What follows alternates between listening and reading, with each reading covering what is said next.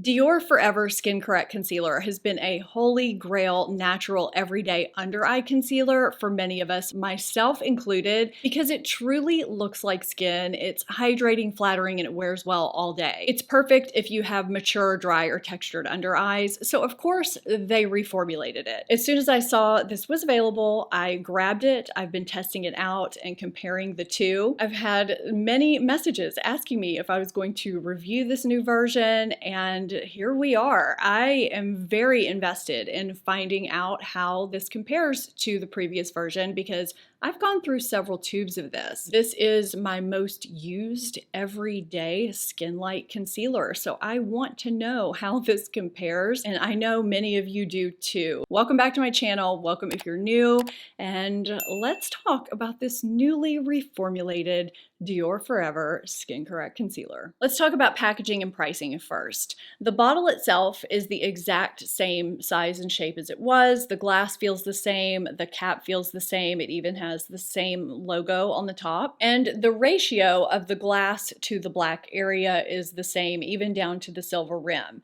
Now, for some reason, the old version started the cap a little bit above this black area here, whereas the new version utilizes the entire black area as the cap. I don't know why that is, but it is a little bit of a change. I think you can see this a little bit better if I turn these around backwards.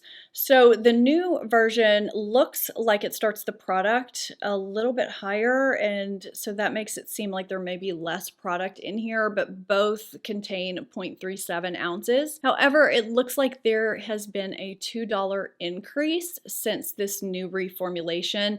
As of the date of me filming this new version is only available on the Dior website, and it's priced at $40. There are still a few shades of the old version left on Sephora's website, and it's still priced at $38 there. I do remember at one point it was priced at $36, so there's been small price increases here and there over time, 36 to 38 and now 40, which is typical, but I did want you to know the price change. There are now 30 shades with this reformulation, whereas there were 28 before. Now, I want to talk about specifics with shades before I get into all the other ins and outs. I do want to let you know that whatever clips you're seeing from the various days that I've tried this, I've captured them the best that I could. We've had a lot of rainy weather, so the lighting conditions may not be perfect. Some are from under these lights, some are from in front of windows. I'm hoping you can see what I've intended to capture for you, but I am giving you all of my thoughts that I can think of regarding this concealer I've used for years in comparison with this new version. One thing that I've always really loved about Dior's shade system is that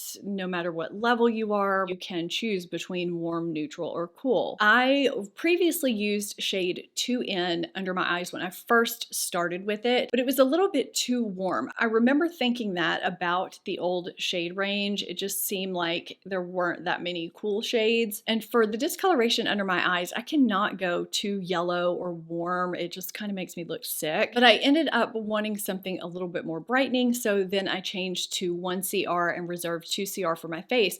Because these are more neutral, in my opinion, rather than cool, they just work. I can use 1CR under my eyes, 2CR on my face. Everything just blends really nice, really seamlessly. Now, earlier I was holding up two concealers, and they are both 1CR, old version and new. They are not the same shade, nor is the shade 2CR that I'm holding up here, which is, in my opinion, very unfortunate when we're talking about a reformulation. You can see the swatches here on the screen. The new shades to my eye have more of a peachy tone to them and are a little bit brighter in appearance, which may be Dior trying to correct the warmth of the shade range before. However, there was nothing on the website to help you choose an equivalent concealer shade. Nothing that told me, okay, I was 1CR before, I need to pick this shade to be the same shade. So I initially tried applying both 1CRs under different eyes, and it just did not work. The new 1CR shade was too bright. The undertone just didn't work for me. So today I have the old 1CR under this eye and I have the new 2CR under this eye. I don't know how things are coming across on camera, and my anatomy is different on both sides. I have a deeper tear trough over here. We'll talk about the coverage and all of that here in a second, but shade-wise, I think the 2CR works better for my under eye area, even though it's not the same shade, the same undertone as 1CR. I do think that that is going to be an issue. If you have a shade you love in the old formula,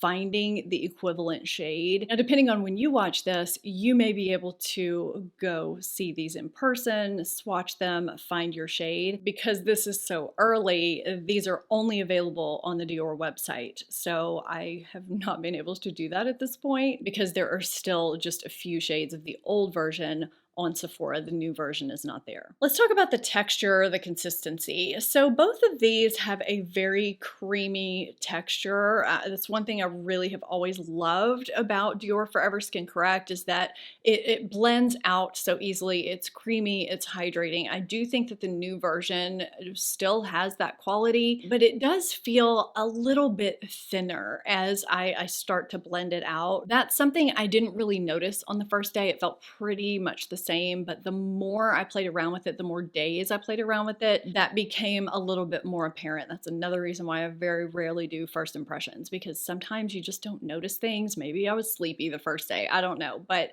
I noticed this the more I played around with it, which leads me to the coverage. Now, when it comes to coverage, Dior has always claimed this is a full coverage concealer, which I have never really agreed with. Depending on how you apply it and whether or not you use a corrector, I think this can be medium up to medium full coverage, but because it blurs and conceals at the same time, it just gives you that beautiful skin-like finish. It just works. It just looks so good, and you don't really need it to be full coverage because you're not going for that makeup-y look when you're wearing this product. Because my under eye anatomy is a little bit different under each eye, I've tried these under each eye on different days. I've applied this one here, and then opposite. And I always feel like I get a little bit, just a little bit less coverage with the new version than I got with the original. I've tried to visualize it differently,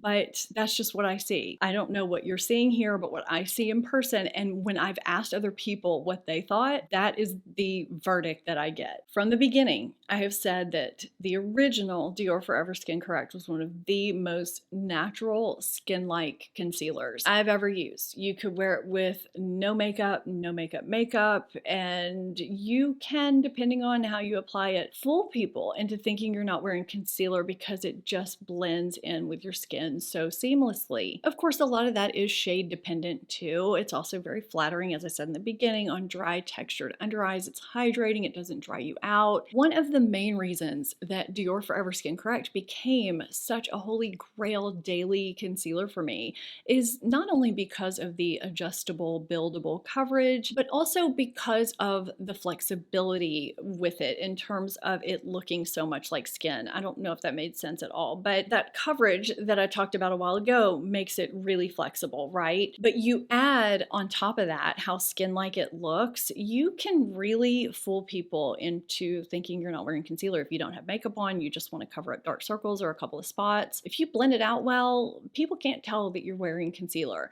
If you want to wear it with no makeup, it works perfectly. But I mean, if you are wearing just a regular makeup look, it covers well enough that it works beautifully for that too. It's just a beautiful skin-like natural concealer. Now, I do think that the new version is really natural. It's skin-like. I just don't know if it's the same equivalent as this one. This is hard for me because I want to convey my thoughts to you, but at the same time, I'm still having a hard time wrapping my brain around how I feel about this because I'm comparing it to my Holy Grail for so long. I know someone's going to ask me about creasing, so I will address it. I am crease prone. No matter what concealer, whether it's the most crease proof concealer on the planet, I always am going to crease right under my lash line, but I usually will get pretty minimal creasing if there's a concealer that probably won't crease for someone else if they're not as crease prone as I am. This is one of those. I am someone who has to set my concealers with powder because I do crease. I do think that the new version, maybe because of the ingredients, has a little bit more dewiness to it, so it doesn't stay as crease free as the original version. However, because I set them both, that's not an issue for me. I do think both are nice and flattering, but I feel smoother with the older version. I'm not saying the new one is unflattering. I don't think it's unflattering. It's just not quite holy grail smoothness and natural looking like the old one was. It's almost hard for me to convey how I feel about these because I don't think that this is bad. I think if I wasn't comparing the new one to the old one, it would probably be fine, but I just don't think it's exact, and you'll find out why here in a second. I'm having a day where, I didn't sleep well last night. I'm feeling a little bit dry and parched under my eyes.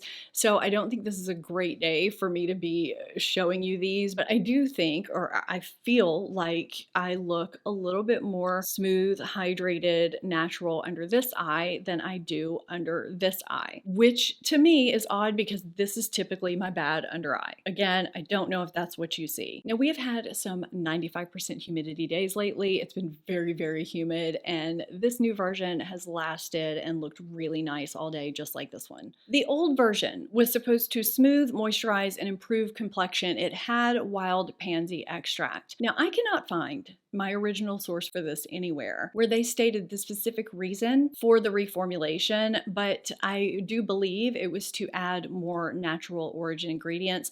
The new version has 96% natural origin ingredients. It now has floral extract for smooth, hydrated skin with a visibly refined texture, and it's supposed to improve your complexion quality day after day. So if you wear this continuously, you should see under eye improvements, which is a good thing. So this has that same wild pansy extract, which is supposed to comfort and visibly smooth skin, and it has iris extract, which hydrates and maintains hydration of the skin. It's also got an extract for revitalizing properties. Now, what I find interesting is the old ingredient list compared with the new ingredient list. What you see in that light blue-green color are ingredients that are in both. Anything not highlighted in the old list is not in the new. Anything highlighted yellow in the new list is a new ingredient, and the red or pink, whatever we want to call that highlight, are the extracts. With that many new ingredients and so few being carried over, plus the mismatched shades, I wonder why they didn't just make an entirely